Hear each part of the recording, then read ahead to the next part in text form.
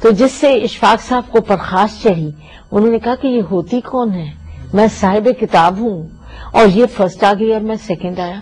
تو پھر انہوں نے مجھ میں دلچسپی لینا شروع کی، ان کو پتا چلا کہ یہ بھی لکھتی ہے، تو پھر انہوں نے میری مدد کی۔ انہوں نے میرا پہلا افسانہ ادب لطیف میں چھاپا جس کا نام تھا واماندگی شوق۔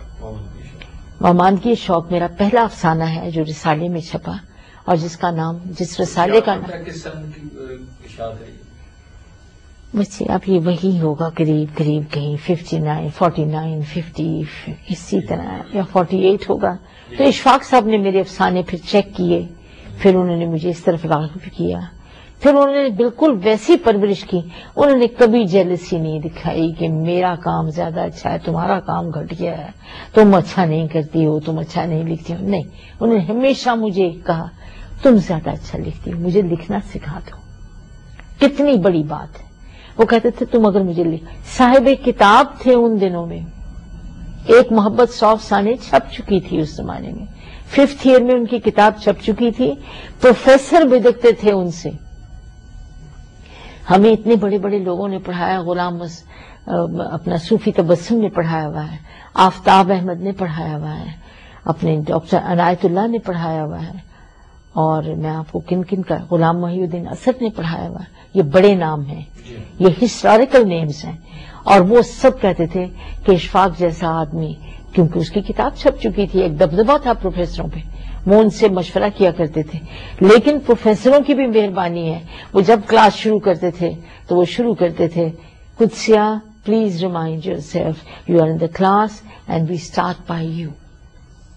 تو ان کی مہربانی پروفیسروں کی، اسد صاحب کی بھی، صوفی صاحب کی بھی، سب پروفیسروں کی مہربانی ہے کہ مجھے خصوصی توجہ دیتے تھے، اور اعلیٰ لیکچر انگریزی میں دے دیتے تھے کیونکہ ایک لڑکی اردو نہیں جانتی۔ یہ ان کی مہربانی۔ خاص کر کرٹیسزم کا پرچہ بڑا مشکل ہوتا تھا تو وہ ہمیں پڑھایا ہی قریباً انگریزی میں۔ بوتیک انہوں نے پڑھائی، بوتیکا پڑھائی تو انہوں نے انگریزی میں ہی پڑھا دی، چلو سب کا فائدہ۔ تو اس وقت کوئی آپ کے اور جو کلاس فیلوز تھے جی، ان میں سے بھی کوئی ادب میں آیا یا آپ دو ہی آئے؟ جی ہم دونوں ہی ادب میں آئے۔ ایک ہمارے پاس مولوی صاحب تھے، مولانا تھے، وہ بڑے بھلے آدمی تھے، لیکن وہ پھر بیچارے، عجیب بات ہے کہ ان کی اردو سب سے اچھی تھی، سب سے بہتر تھے، وہ سب سے اچھا لکھتے تھے اور سب سے اچھا بولتے تھے، لیکن وہ فیل ہو گئے، ہم دونوں پاس ہو گئے۔ اشفاق صاحب فرسٹ آئے، میں سیکنڈ آئی۔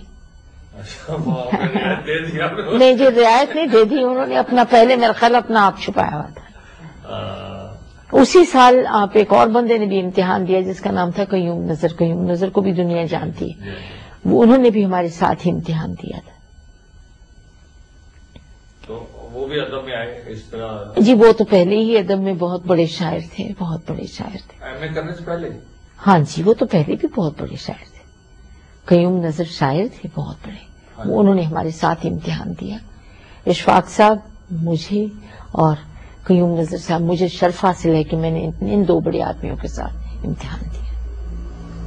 کبھی لکھنے کے بعد یا اس لکھنے کے درمیان یہ خیال آیا کہ آپ کیوں لکھتی ہیں، کیا اس کی ضرورت آپ؟ تحریک کیا ہے؟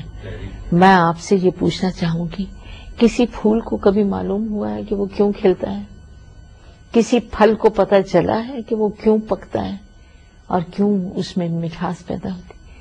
تخلیقی کاموں کا جس بندے کو علم ہو گیا کہ وہ کیوں لکھتا ہے، وہ میرا خیال ہے مشقت سے لکھتا ہے اور اس کا نام ہسٹری میں آ نہیں سکتا۔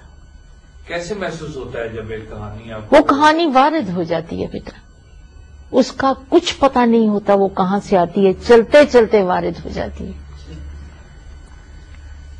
اور پھر اس کو آپ وہ خود ہی پکڑی جاتی ہے، خود ہی ذہن پکڑ لیتا ہے، خود ہی اس پر کام کرنے لگ جاتا ہے، خود ہی جس پر غزل اترتی ہے نازل ہوتی ہے، میں کہتی ہوں بلکہ آمد سے بھی زیادہ نازل ہوتی ہے، تو اس کو معلوم تو نہیں ہوتا یہ شعر یوں بن جائیں گے اور اس طرح یہ ہو جائے گا، بن جاتی ہے تو بعد میں پتہ چلتا ہے یہ تو پوری غزل ہی ہو گئی۔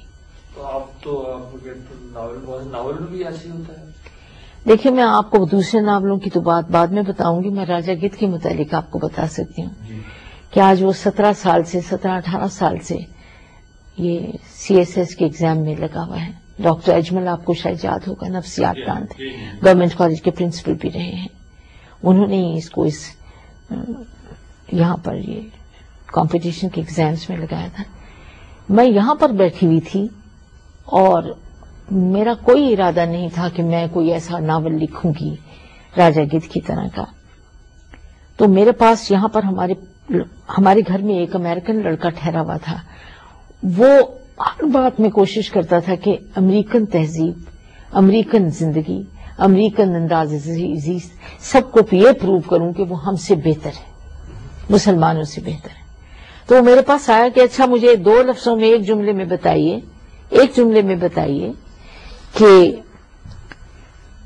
آپ صرف چھوٹی سی بات مجھ سے کیجئے کہ پاکستان کا ایسنس کیا ہے. میں نے کہا آپ بتائیے عیسائیت کا ایسنس کیا ہے. اس نے کہا عیسائیت کا ایسنس ہے لو thy neighbor as thyself. یہ ایسنس ہے عیسائیت کا. میں نے کہا اسلام کا جو ایسنس ہے وہ اخوت ہے، برابری ہے، بھائی چارہ ہے، بردرہڈ ہے. کہنے لگا چھوڑیے، یہ کس مذہب نے نہیں بتایا کہ برابری ہونی چاہیے، یہ تو کوئی ایسنس نہیں ہے. یہ کہہ کر وہ چلا گیا. یقین کیجئے یہاں پر میرے سامنے پہلے یہاں ایک بہت بڑا درخت ہوتا تھا، سندری کا درخت. سندری کا درخت ہوتا ہے جس سے سارنگی بنتی ہے. وہ اس کے بڑے بڑے پتے تھے. وہ درخت یہاں عین لان کے وسط میں لگا ہوا تھا.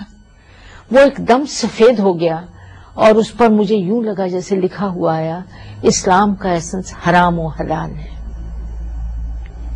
مجھے معلوم نہیں تھا کہ میں نے کیوں کہا، کیونکہ اس کے ہر ایکشن سے 2 چیزیں پیدا ہوتی ہیں. یہاں جتنے کمانڈمنٹس ہیں یا وہ حرام ہیں یا وہ حلال ہیں. حلال سے آپ کی فلاح پیدا ہوتی ہے، حرام سے آپ کے بیچ میں تشنج پیدا ہوتا ہے، آپ میں ڈپریشن پیدا ہوتا ہے، آپ میں بہت کچھ پیدا ہو جاتا ہے. میں نے اسے بلایا، میں نے کہا یاد رکھنا اسلام حرام و حلال کی تمیز دیتا ہے، یہی اس کا ایسنس ہے. اور پھر میں نے یہ کتاب لکھی اور میں آپ کو بتا نہیں سکتی کہ کس طرح قدم قدم پر اللہ نے میری رہنمائی فرمائی اور میری مدد فرمائی. اور مجھے یہ لگتا ہے کہ یہ کتاب میں نے نہیں لکھی، جیسے کسی اور نے مجھ سے لکھوائی ہو. اس کے بعد آپ کو پتا ہے کہ میری بہت ساری کتابیں ہیں، بلکہ 25 کے قریب کتابیں میری ہو چکی ہیں. اور جتنا بھی اس پر کام ہوا ہے میں آپ کو بتا نہیں سکتی کس طرح ہوا، میں آپ کو بتا ہی نہیں سکتی کس طرح ہوا. میں نے کہا بنیادی سال تو آیا تھا، لیکن باقی سارا اس کی جو تانا بانا جی وہ بھی میں آپ کو ختم ہوگا. جی میں آپ کو بتا نہیں سکتی کہ کس طرح میری رہنمائی ہوئی ہے. جس طرح شاعر نہیں بتا سکتا کہ غزل کس طرح لکھی گئی، ایسے ہی میں آپ کو بتا نہیں سکتی کہ آپ ایک اسکرپٹ میں کہانی مکمل کرتی ہیں. جی نہیں، راجا گدھ تو بہت برسوں میں لکھا گیا. نہیں مطلب کہ جب ایک دفعہ لکھ لیتے ہیں پورا کر لیتے ہیں آپ جی، تو اس کے بعد اس کو دوبارہ بھی دیکھتے ہیں لکھتے ہیں یا جی کئی دفعہ موقع ایسا بھی ہوتا ہے کہ دوبارہ بھی لکھیں. میں تو بہت غلطیاں کرنے والی عورت ہوں، اس لیے میں نے بہت بار چیز کو لکھ کے میں دوبارہ دہراتی بھی ضرور ہوں.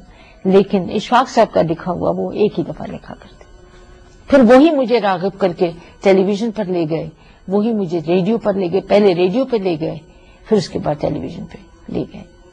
اچھا ٹیلی ویژن والے تو بعض خاص تقاضے کرتے ہیں کہ اسکرپٹ ایسا ہونا نہیں جی، میں نے میرا ان کے ساتھ اشفاق صاحب کا اور میرا اور اب ہمارے بیٹے کا جو انیک احمد لکھتے ہیں، اب وہ آج کل یہاں نہیں ہے، امریکہ میں ہے، لیکن وہ یہاں 2 سیریز لکھ کے جا چکے ہیں.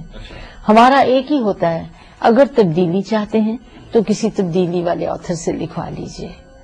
اشفاق صاحب نے شروع سے مجھے کہا تھا کسی اسکرپٹ کو کسی کی خاطر تبدیل نہیں کرنا. اگر آپ کی کنوکشن ہے تو آپ اسے لکھیں، اگر آپ کی کنوکشن نہیں تو آپ اس کو نہ لکھیں. جی تو کنوکشن کی چیزیں بدلی نہیں جا سکتی. بیٹا میں اب آپ کو زیادہ ٹائم نہیں دے سکوں گی، اذان ہے. جی ہاں جی میں معافی چاہتی ہوں. نہیں بالکل ٹھیک ہے. آج کل آپ اپنا صبح سے شام تک دن کیسے عام طور پہ گزارتے ہیں؟ یہ آپ نے اچھا سوال نہیں کیا. میں آپ کو بتاتی ہوں کہ میں اس رابطے کو بھولنے کی کوشش میں لگی رہتی ہوں جو میرا اشفاق صاحب سے تھا. اس سہارے کو میں تلاش نہیں کرنا چاہتی. بچپن میں میرا باپ ایک دفعہ چھنا، اب دوبارہ چھن گیا ہے، تو اب میں اس سے اس رنج سے اور اس غم سے عہدہ برا ہونے کی کوشش میں لگی رہتی ہوں. میری کوشش ہوتی ہے کہ میں عام چیزوں میں، عام باتوں میں دلچسپی لوں، شاید مجھے بھول جائے کہ میں کہاں تھی اور کہاں آ گئی. باہر آنا جانا، گھر کے کام کاج میں، بچے گھر کے کام کاج تو وہ بلی ہے جو گلے کو پکڑ لیتی ہے، وہ تو آپ چھوڑ ہی دیجئے. لیکن بس کوشش ہوتی ہے کہ اشفاق صاحب کی روایت پہ چلنے کی کوشش کریں.